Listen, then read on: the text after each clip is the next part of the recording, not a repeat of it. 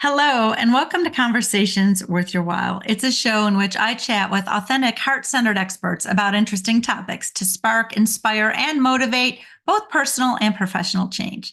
Today's topic is self care, overcoming resistance to it, and making it stick.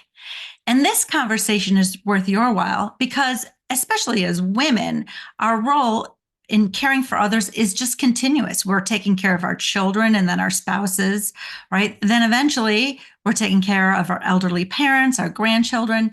It just is never ending. And it's very common to get burned out. So if you're feeling as if you're like drained or you're burned out or you don't have enough time for self care or you don't even know what self care looks like for you, then you're going to love this show. Because if we're not truly taking care of ourselves, we're not able to take care of others. So today, we're going to share with you how to overcome resistance to self care, how to identify a little bit about what self care looks like for you, and how to finally make it stick. So, I am your show host, Linda Bucher. I am a transformative speaker and a master certified life coach. After living the life of a chameleon and feeling like a victim for like 45 years, I finally discovered who I am and connected with my passion and purpose. And I reinvented my life to align with my true self. So when that happens, you know what happens? You become happier, more confident, more fulfilled, and you get to give your beautiful gifts to the world. And so that now is my honor and my pleasure to help you do the same in your life because you have a rich, full life to lead. You have important gifts to give to the world. You have a splash to make. And for that to happen, you've got to know your worth and become clear on your purpose and harness those gifts that you have and get everything all aligned and free yourself from the obstacles. So if that's something you're like, oh my gosh, I want to do that, then just hop on the phone with me for a complimentary 20-minute clarity session, not a sales call, just a clarity session. It's 20 minutes and it's just on the house. And you can get that right on my website, lindabucher.com. Schedule a chat with Linda. That's all you got to do is click on that. There are pink buttons all over. Okay, so let's get back to what we're talking about today and my special guest. Today, I have the pleasure of being joined by Irene Kulbacki. She is the owner of Useful Gatherings, and she's making beautiful, big, positive ripples in a very unique way.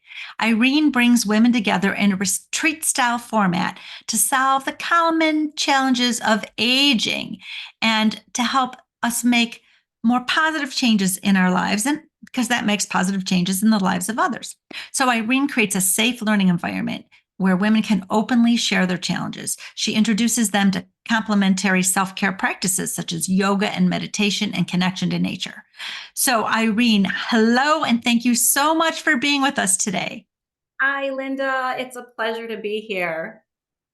Well, could you tell our audience a little bit more about what you do and who you serve and how you are making big, beautiful, positive ripples in the world? Absolutely. So I've been a yoga teacher for over 20 years and was teaching the aging population. I was at senior centers and aging population was considered 55 and older.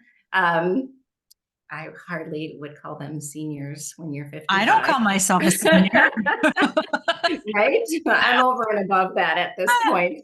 I am Um, over and above that, but I'm not calling myself a senior yet. me either. So I started teaching yoga to these women, and I found them fascinating and empowering and inspiring. And I wanted to be like them when I grew up. And here I am. I'm in that population of women, and so are my friends.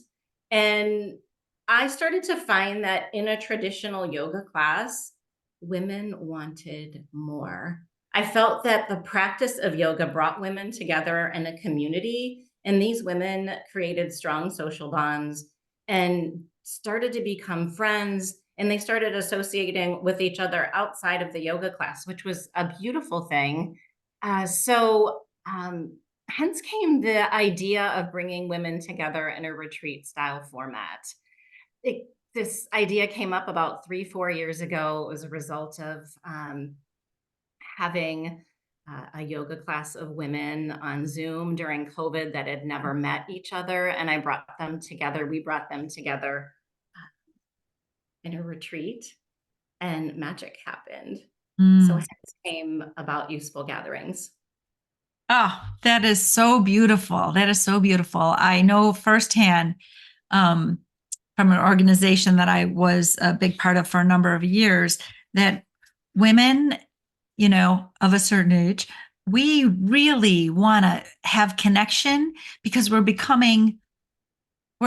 identity shifts, especially at this age, because um, we're moving into a new stage. It's a new stage of life, and when we have these identity shifts, we're like, wait a minute, you know, I'd like to meet some more women who are similar to me, who are learning, lifelong learners, who are growing, who love to connect. So we're like, for the first time in a long time, we're like, let's make new friends.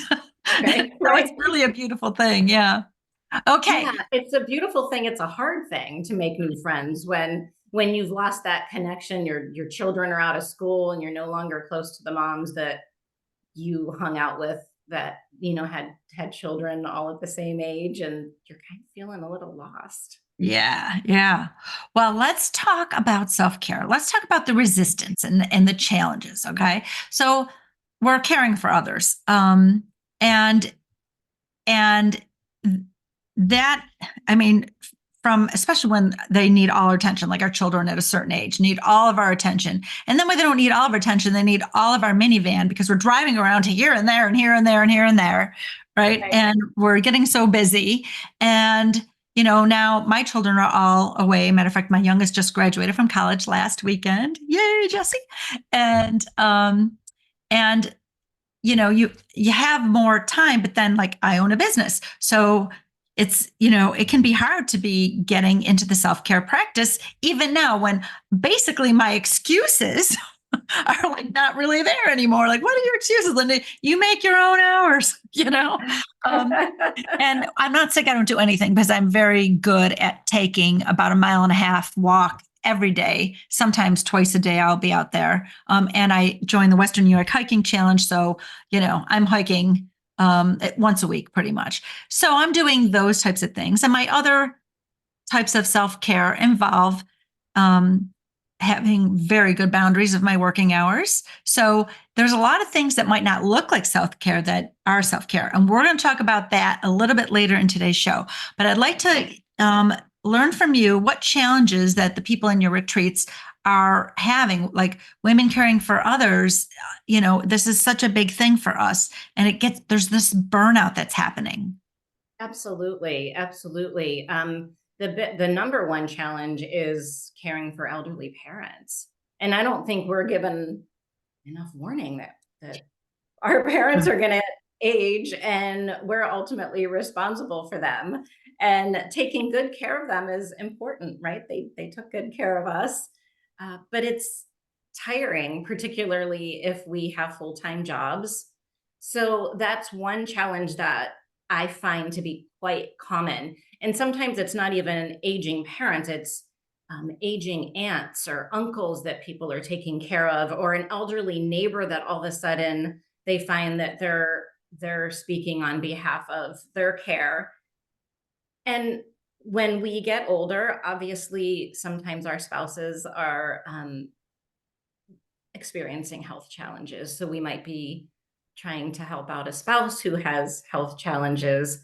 Or how about grandchildren now? All of the worries and concerns we had about our own children, Yeah. they're kind of out of the house, out of sight, out of mind. And now some of us have grandchildren and we're worried about them and we want to care for them as well. And today's age, we see a lot of grandparents uh, caring for their grandchildren because their parents are working. Mhm. Right. Yeah. And so it is an exhaustion that's spanning decades that we have, and sometimes it's active caretaking and sometimes it's just up here, this Right. concern that we have for those that we love. And the challenges of even all the scheduling, like just that's a huge source of stress. Like, when can I fit that in my calendar? When can I fit that in my calendar?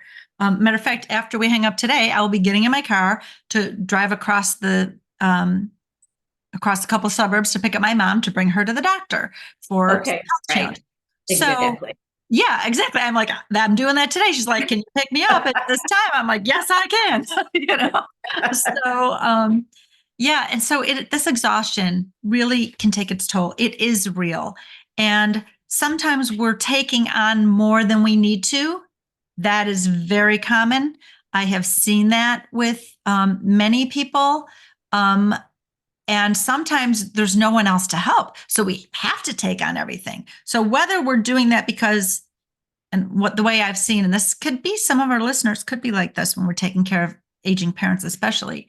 I've seen people feel over obligated because they're still trying to prove themselves to a critical parent. So they go over and above.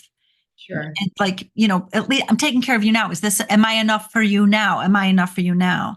And so that's a worthiness issue that really needs to be addressed because I've seen people go so overboard with taking care of their parents that unfortunately their own children are like, well, what about me? you know, and Right. and so then these people feel like they're in this horrible tug of war. I can't be everything to everybody. It's such a difficult place to be in. And we truly understand this because, even our adult children still need us, right? Absolutely. Absolutely. And like you said, it's perpetuated for Mm, most of our lives. It's something that we have just been accustomed to. And it's the way I grew up. My mom is continuously, and she's lovely and she loves every minute of it, continuously in service to others. And beautiful. it is a beautiful thing to see. And she has a hard time accepting help because she's very Yeah, strong, right? right. Um, Yeah. but I can see at times she experiences that burnout, as we all do.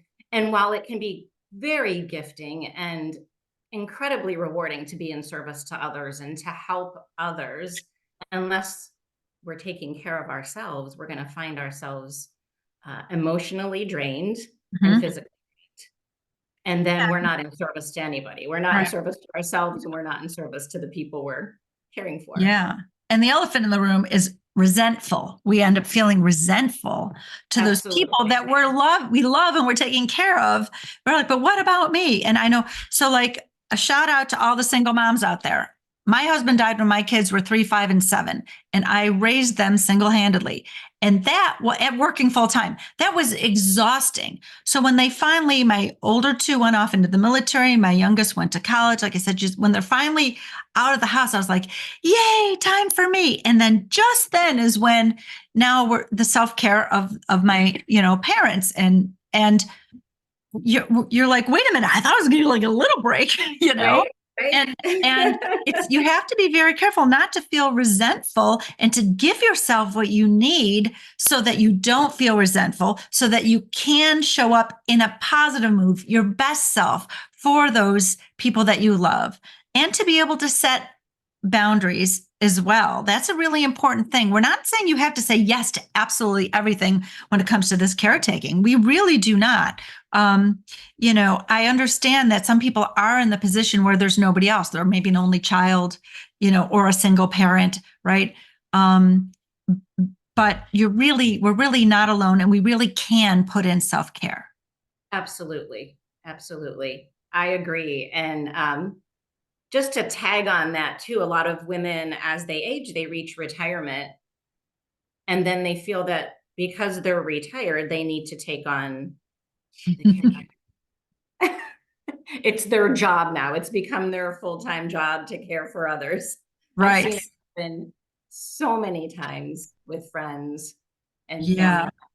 Well, that happens a lot because of the identity. People associate them, they don't know who they are outside of being a caretaker. And we're going to talk a little bit about that in the third part of our conversation today is about identity.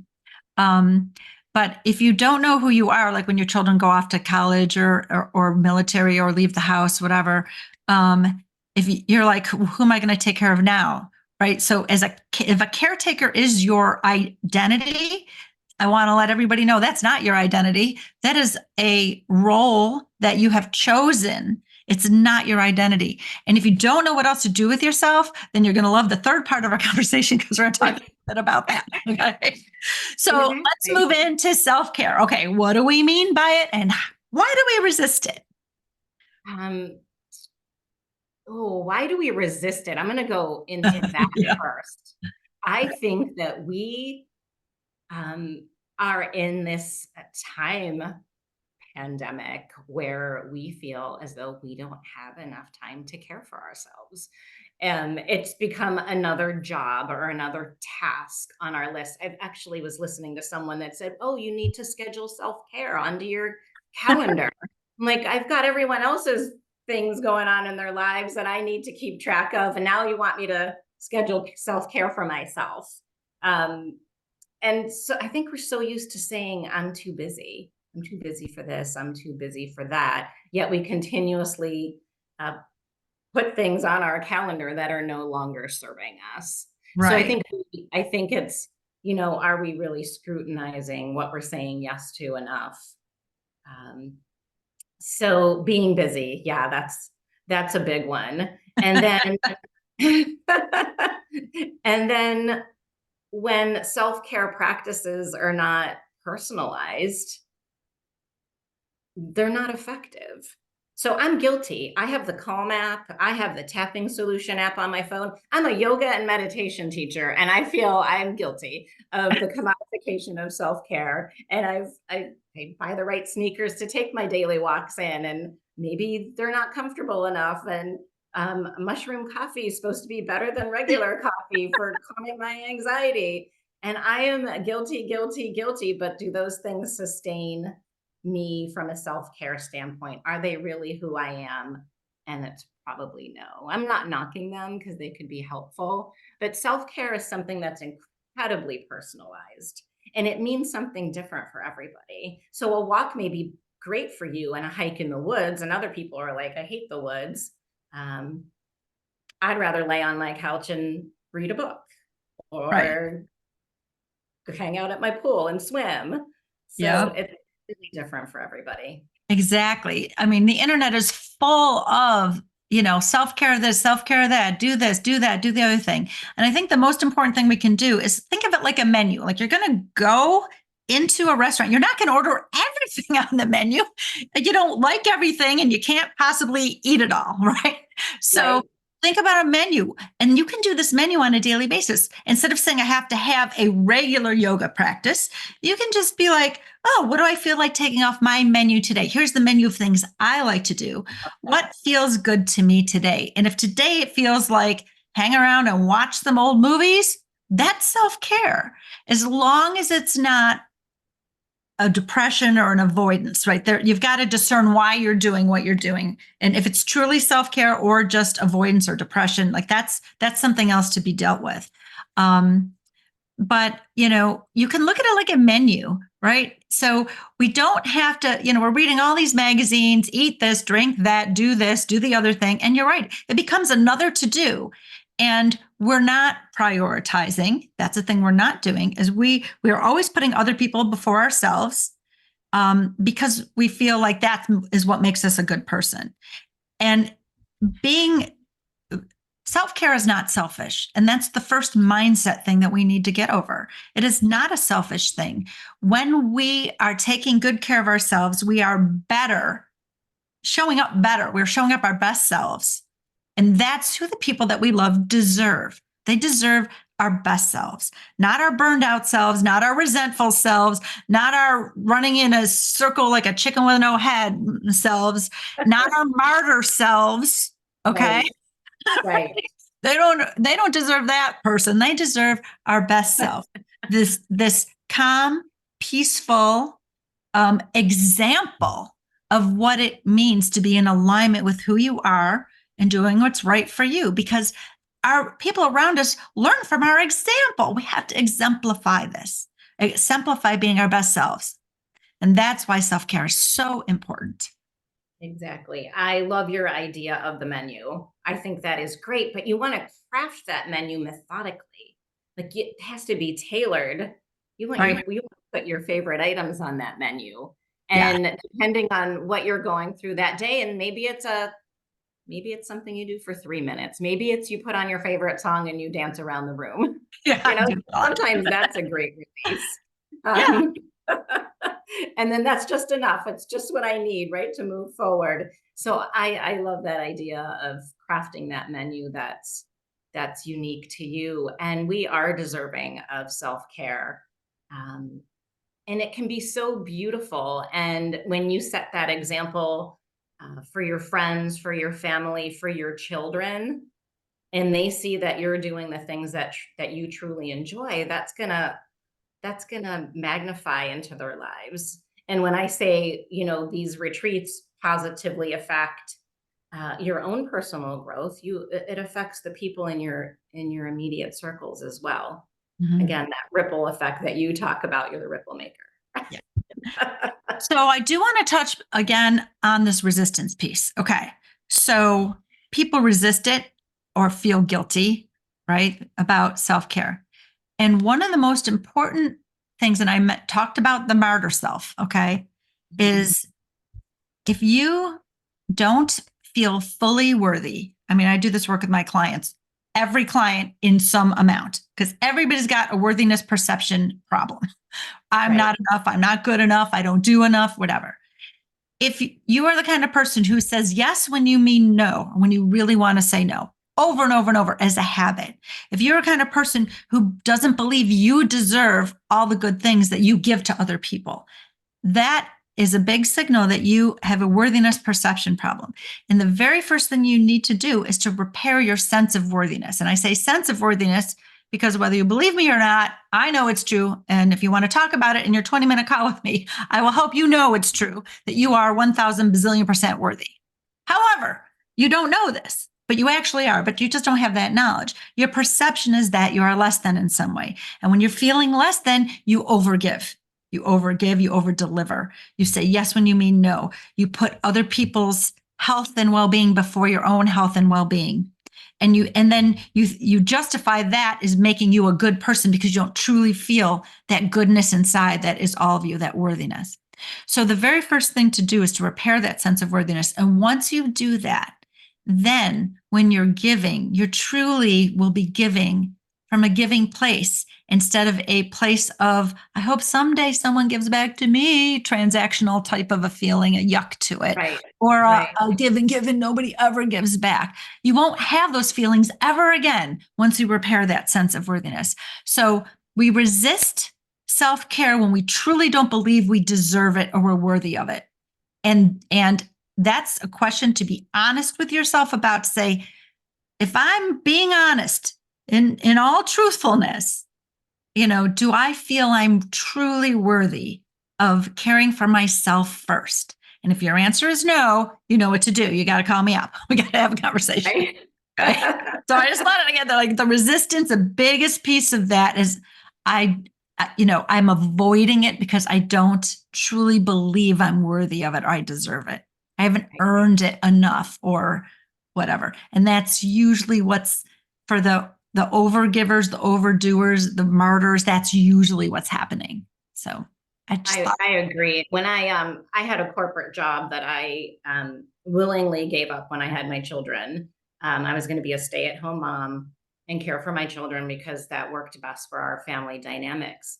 But when I did that, I felt as though I needed to overgive to everybody, right? I needed to uh, be, I was, I felt as though, I guess it's this trance of unworthiness. Like I wasn't worthy enough to just stay home and raise my children, which was a full-time job. I right, felt as though I needed to be the best cook and the best wife and the best mother and the best room mom and the perfect daughter-in-law. And it right. was it was a hard cycle for me to really break out of. Yeah. And a part of that is also like, well, I'm not contributing financially. So I have to make sure that I'm, deserving to like, to be okay with Absolutely. receiving that financial from my husband. I'm like, I got to overgive. Like I got to prove that it's worth for me to stay home. That, Absolutely. so That's a good you're point. proving it.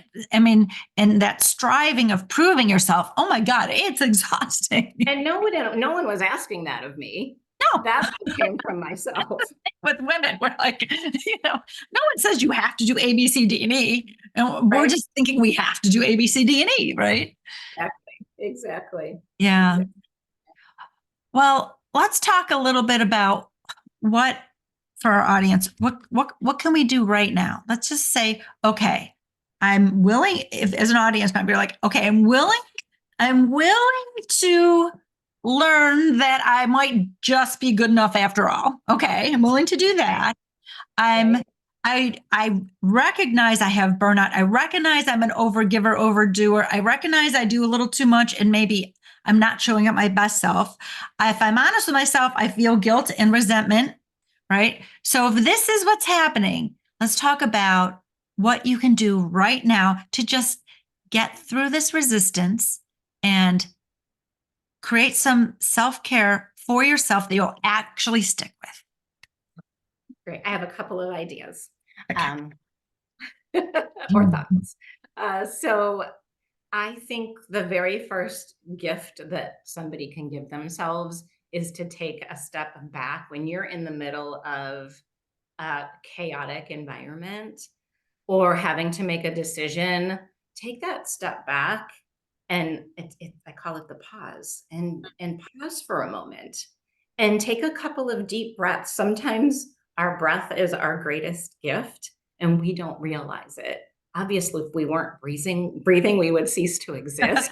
So let's give it some credit, right? So let's take those few breaths so we don't uh, so if we're a fish swimming down there and the hook with the baits coming down, we don't snatch it right away. So we give it a little bit of thought. Perhaps we're going to swim away for a moment before we make a decision. And when we get intimate with ourselves, we get to know who we are and what it is that we need from a self-care standpoint. So that's one big piece of advice I can give you, and I give it to all of my yoga students as well, is take that step back. And if you don't know what to do, just sit and breathe.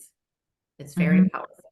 Yes, it is. When you're in the midst of chaos, um, and like even like say you're having a discussion with someone else and you're feeling emotional, right? The best gift you can give yourself and give to that other person is to give yourself the time to move through what's going on with those emotions, right?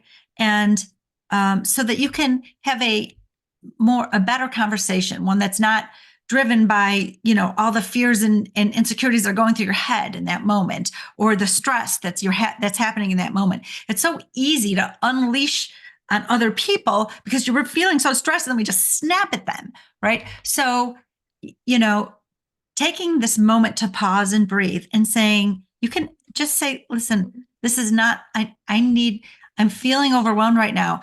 I'm not going to be good in this conversation feeling like this. I want to hear you and I can't hear you because I'm experiencing some very strong emotions. I need to give myself a few minutes, right? No one's going to argue with that, Right. especially if you make it about you and not the other person. You're making me feel this way. You're making, because no one else can actually make you feel anything. Everything you feel is a product of how you're thinking. All your emotions are a product of your thoughts.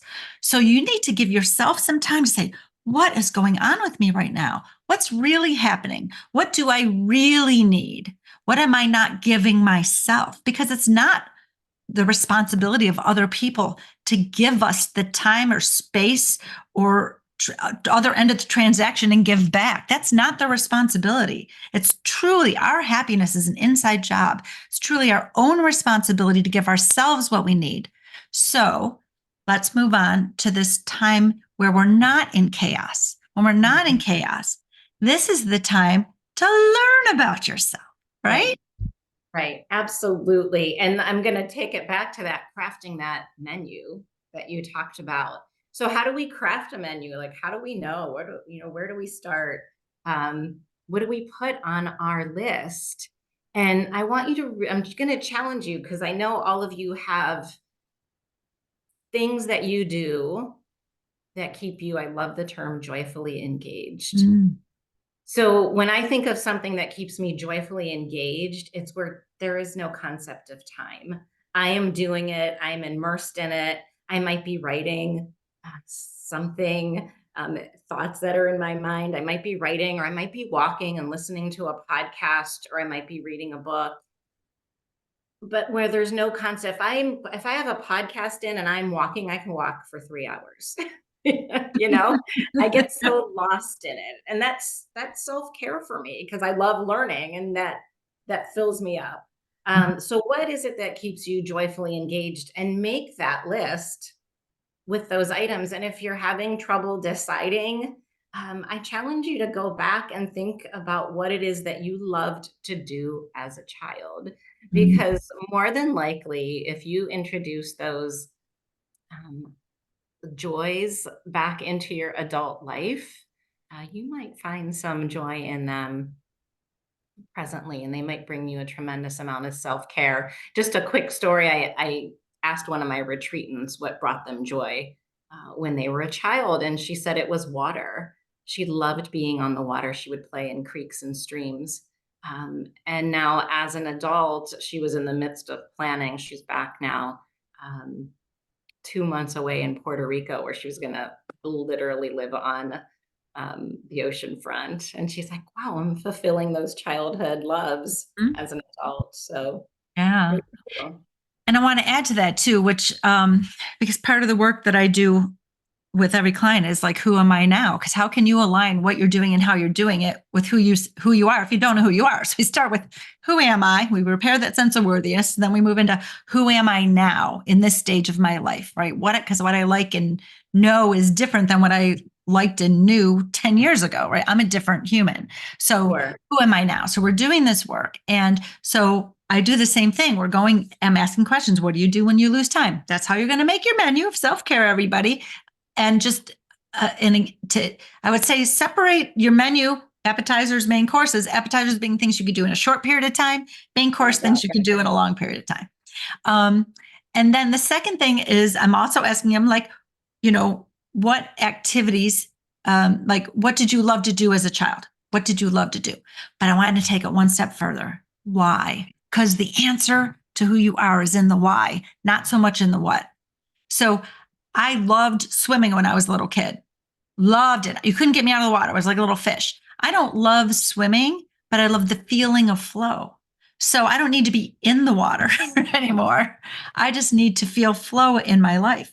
So when I go to the beach, I sit and read a book. I'm very not in the water at all. Where when I was a kid, you couldn't get me out. So it's more like that feeling of flow, that feeling of giving myself something. So you're after a feeling most of the time. So ask why. That's just another little thing. And let's move on. Another thing to do that you can do, right now with your menu is, if you're having trouble justifying, you're like, okay, here's my things to do, but you're still not giving them yourself those things. You won't give it to you. If you find that's the case, then um, you've got to take a closer look at your priorities and ask yourself, why am I not prioritizing myself? Because the answer to the why is within you, and you will not be able to prioritize yourself until you understand why you're not. And if you need help with that, you can talk with me or Irene. We can help you out with that.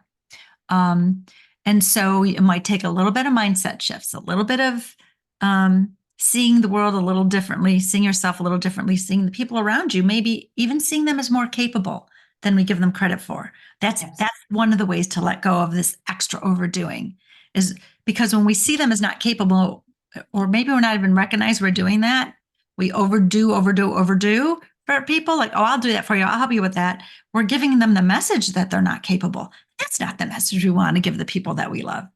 So there's might be some mindset work to be done. That's something that, we can help with as well. So anything else you want to share, Irene, with what someone can do right now to get a little bit of to actually make it stick, this menu, like actually do it? What's on their menu? Right. I think that, we spend more time thinking about needing to do it than just doing it. Right. So it's like, oh, I gotta, minutes might go by and we don't always have self-care isn't always doing something. It doesn't always have to be a task or something that we're physically doing. Sometimes it's a nap. Sometimes it's not doing anything. Sometimes it's just sitting. But with that frame of mind where there's no story that we're telling ourselves when we're doing it. Mhm. Yeah. Yeah. Just I had when I was doing my yoga training, the pundit for the Himalayan Institute was talking about somebody who didn't cook, and he said, you have this you are a beautiful being that God created, and you need to take care of yourself. What is more important than spending 20 or 30 minutes crafting a beautiful meal for yourself?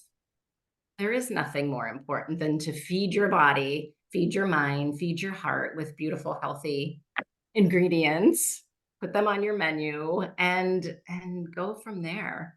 Mhm. Yeah. Yes. Okay. So, Irene, I want to thank you so much for being on Conversations with Your While. You've been a beautiful, insightful guest, and I know that our audience got a lot out of today's podcast episode. So, do you have anything that you would like to share with our audience? Thank you so much, Linda. It was a pleasure. So, for those of you that are interested in learning more about useful gatherings, I am going to encourage you to go onto my website, which is usefulgatherings.com. Sign up for my newsletter. So, under contacts, you'll be able to sign up. And then, really important, there's a section for notes. If you put in the words self care and then hit subscribe and send that off to me, I'm going to enter your name in for a drawing. So I'm going to have a craft a gift basket, especially for our listeners. So you have until the end of June to sign up for my newsletter. And when you do so, you can also find out more about my upcoming retreats. Mm. I've got one at the Orchard Park Senior Center coming up in June, our ovarian cancer and gynecological cancer survivor retreats the end of September, and I've got a couple more events that I'm crafting for the end of this year. So it's been a pleasure. Thank you for having me. Oh, you're welcome. Thank you so much. So, once again, I'm Linda Bucher, a speaker and a master certified life coach on a mission to inspire and impact millions. I did say millions of people to know their worth, to share their gifts, and deliberately create big, beautiful ripples in the world. So, if you feel stuck, unworthy, unfulfilled, out of alignment with your life or career, any of those, I will help you discover I will help you to discover that you are the one you've been waiting for. We can talk about it. Just schedule a free 20-minute chat with me, a clarity session at lindabucher.com/chat with Linda. That is our show. I'd like to thank Irene Kulbacki, the owner of Useful Gatherings, for being here. And I'd like to thank you, devoted listener and lifelong learner, for sharing your time with us today. Until next time, please subscribe and make sure you've made this conversation worth your while by fueling the spark that it ignited.